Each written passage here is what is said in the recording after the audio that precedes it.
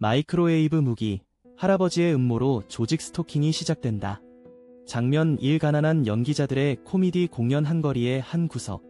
무대가 어두운 가운데 조명이 켜지면서 할아버지와 2명의 가해자로 보이는 인물이 나타난다.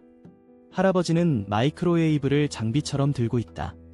할아버지 상큼한 목소리로 자 여러분, 오늘의 주제는 마이크로웨이브 무기입니다. 이 신기한 장비로 여러분은 슈퍼히어로처럼 다른 사람을 공격할 수 있답니다. 작은 웃음.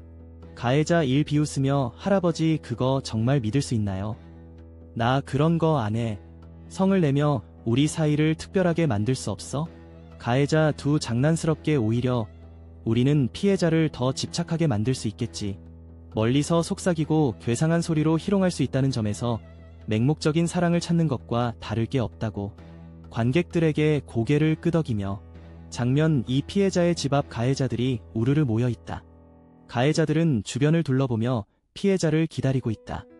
소음이 가득한 공사 현장처럼 서로의 대화를 나눈다. 가해자 1 텔레비전 쇼처럼 과장해서 아 잠깐. 그럼 저기서 택배 아저씨가 오는 걸 기다려야 해? 우리말 한마디만 한 번 더 끼워 넣고 도망칠 준비를 해야지. 가해자 2 관객에게 저희는 절대 찌질하지 않아요. 그들의 반응은 우리를 향해 이해할 수 없는 사랑의 매력을 느끼는 거죠. 신난 듯이. 가해자 1 맞아요.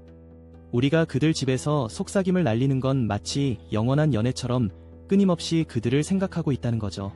어깨를 으쓱하며. 장면 3 비좁은 아파트에서 기묘한 상황 발생. 윗집과 아랫집에서 발음이 섞인 소음이 나타난다. 이들이 서로의 대화를 어렵게 만든다. 할아버지 어디선가 나타난 혀를 내민 톤으로 혹시 여러분은 저 무슨 소리인지 아시나요? 주변에서 변태짓이라 불리는 호소심이 가득 찬 방의 요소가 생길 수 있답니다. 자, 이건 우스운 상황이에요. 이어지는 내용은 블로그 게시물에서 확인하실 수 있습니다. 게시물 링크는 더보기란 또는 고정 댓글을 참고해주세요. 영상이 도움이 되셨다면 좋아요와 구독 부탁드립니다. 감사합니다.